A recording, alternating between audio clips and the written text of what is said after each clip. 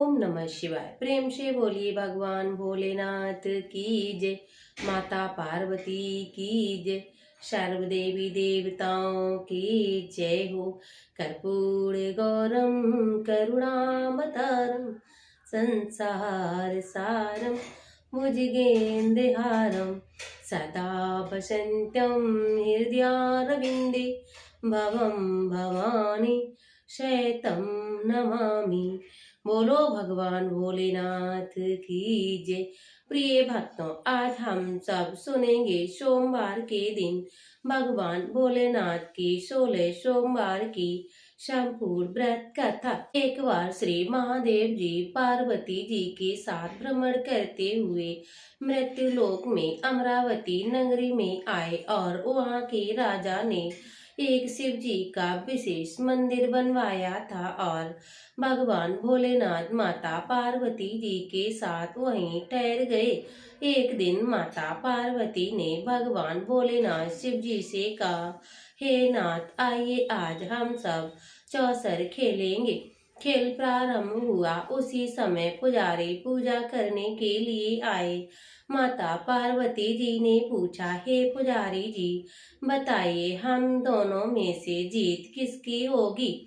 पुजारी ने बिना सोचे समझे कहा कि भगवान भोलेनाथ की जीत होगी, किंतु अंत में भगवान भोलेनाथ की नहीं, माता पार्वती की जीत हुई। माता पार्वती जी ने मिथ्या भाषण के कारण पुजारी जी को कोढ़ी होने का श्राप दे दिया। जब पुजारी जी कोढ़ी हो गए और कुछ दिन बाद देवलोक की अप्सराएं पूजन के लिए आईं और पुजारी जी को देखकर कोढ़ी होने का कारण भी पूछा, तब पुजारी जी ने सारी बातें बतला दी। अप्सराएं बोली, पुजारी जी, आप 16 सोमवार का व्रत करो, भगवान भोलेनाथ जी की कृपा से आपके कष्ट दूर हो जाएंगे।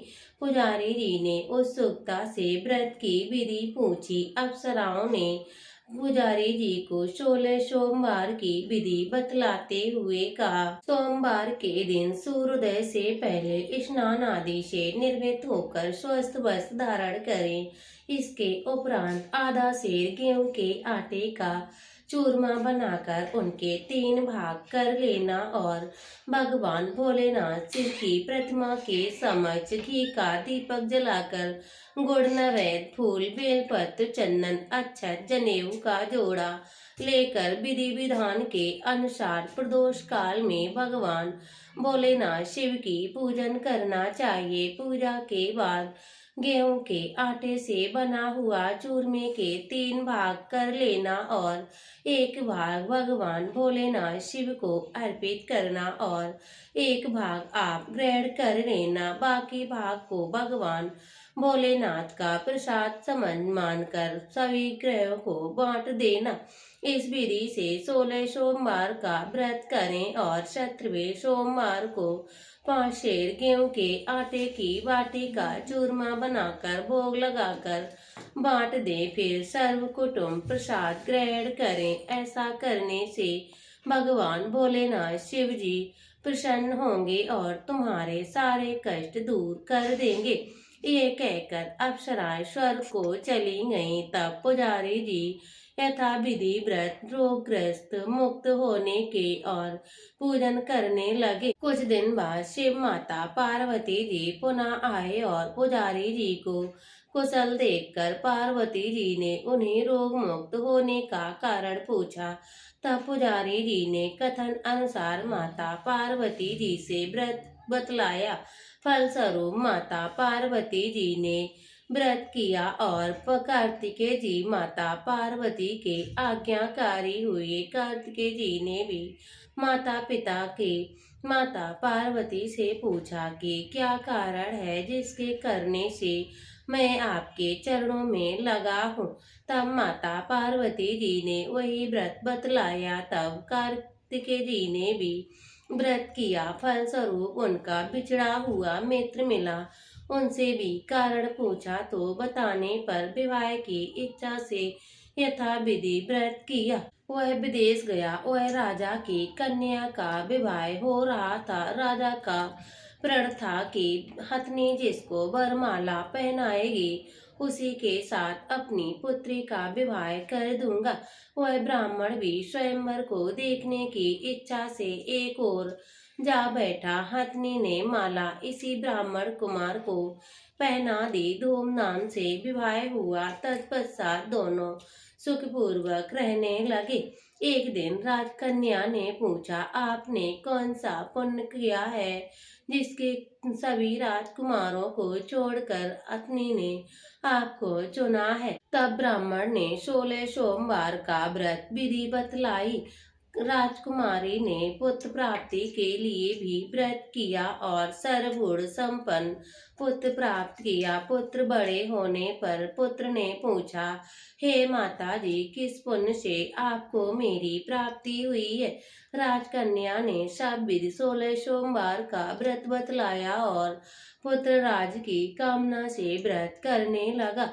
उसी समय दूसरे राज्य के राजा के दूतों ने आकर उसे अपनी राजकुमारी के लिए चुना। आनंद से विवाह संपन्न हुआ। राजा ने दिवंगत होकर ब्राह्मण कुमार को राजगद्दी मिली और इस प्रकार व्रत को करता रहा। एक दिन अपनी पत्नी से पूजन सामग्री शिवालय ले जाने को कहा, परंतु उसने दासियों द्वारा भिजवा दिया। जब राजा ने पूजन समाप्त किया तो आकाशवाणी हुई, हे राजन, इस पत्नी को निकाल दे, नहीं तो तेरा सत्यानाश हो जाएगा। प्रभु की आज्ञा मानकर उसने रानी को घर से निकाल दिया। रानी भाग्य को कोसती हुई नगर में एक बुढ़िया के पास आई। उसका हाल देखकर बुढ़िया ने उसके सिर पर सूत की पोटली बाजार को बेचने के लिए भेज दिया। आधी रास्ते में उसने आंधी आई और पोटली उड़ गई। तब बुढ़िया ने उसे भी निकाल दिया। तब वह राजकुमारी एक तेली के यहाँ पहुंची तो सब बर्तन चटक गए। तेली ने भी उसे घर से निकाल दिया। पानी पीने नदी पहुंची तो नदी सूख गई। सरोवर पहुंची तो हाथ को स्पर्श होते ही जल में कीड़े पड़ गए। उसी जल को पीकर आराम करने के लिए वह जिस पेड़ के नीचे जाती वह सूख जाता। वन और सरोवर की ये दशा देखकर ग्वालवाल उनसे मंदिर के गोसाई जी के पास ले गए। उसे देखकर गोसाई जी समझ गए ये कुलीन अबला विपत्ति की मारी हुई है। धैर्य बंधाते हुए बोले, हे बेटी, मेरे यहाँ तुम रह जाओ, किसी बात की कोई चिंता मत करना।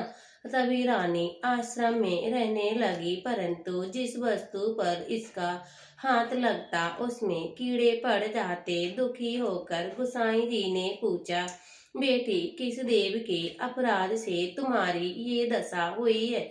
तब पुजारी की बात सुनकर रानी ने सारी घटना बतला दी। गोसाई जी बोले, बेटी, तुम 16 सोमवार का व्रत करो। रानी ने सब विधि अनुसार व्रत का आरंभ कर दिया और व्रत के प्रभाव से राजा को रानी की याद आई और दूतों को खोजने के लिए उन्हें भेज दिया। आश्रम में रानी को देखकर दूतों ने राजा को रानी का पता बतलाया। तब राजा ने जाकर गोसाई जी से कहा, हे महाराज, ये मेरी पत्नी है। भगवान भोलेनाथ शिव जी के रुष्ट होने पर मैंने इसका परित्याग कर दिया था। अब भगवान भोलेनाथ शिव की कृपा से मैं इसे लेने आया हूँ। कृपया इसे जाने की आज्ञा दे। तब गोसाई जी ने आज्ञा दे दी। राजा रानी नगर में आए। नगरवासियों ने नगर सजाया, बाजे बजने लगे, मंगलाचार होने लगे। तत्पश्चात भोलेनाथ भगवान शिव जी की कृपा से प्रतिवर्ष 16 सोमवार का व्रत कर वह रानी के साथ सुखपूर्वक रहने लगा। इस प्रकार जो भी मनुष्य भक्ति सहित इस व्रत को 16 सोमवार तक व्रत करता है और कथा सुनता है, उनकी सभी मनोकामना पूर्ण होती है और अंत में वह भगवान भोलेनाथ के शिवलोक को प्राप्त होता है। प्रिय भक्तों, ये तो थी 16 सोमवार की संपूर्ण व्रत कथा। अब हम सब सुनते हैं बाबा भोलेनाथ की आरती। ओम जय शिव ओमकारा, प्रभु जय शिव ओमकारा, ब्रह्मा विष्णु सदा शिव अर्धांगीदारा। ओम जय शिव ओमकारा, एकानन चतुरानन पंचानन राजे, हंसानन गरुरासन ब्रजवाहन साजे। ओम जय शिव ओमकारा, दो भुज चारु चतुर्भुज दश भुज अति सोहे, तीनों रूप निरखता त्रिभुवन जन मोहि। ओम जय शिव ओमकारा, माला बरमाला मुंडमाला धारी, त्रिपुरारी कंसारी बरमाला धारी। ओम जय शिव ओमकारा, श्वेतांबर पीतांबर बाघंबरे अंगे, शनकादिक ब्रह्मादिक भूतादिक संगी।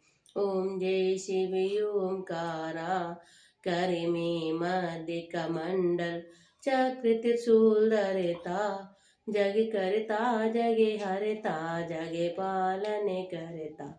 ओम जय शिव ओमकारा, ब्रह्मा विष्णु सदा शिव जानति अविवेका, प्रणवाचर्य के मध्य ये तीनों एका।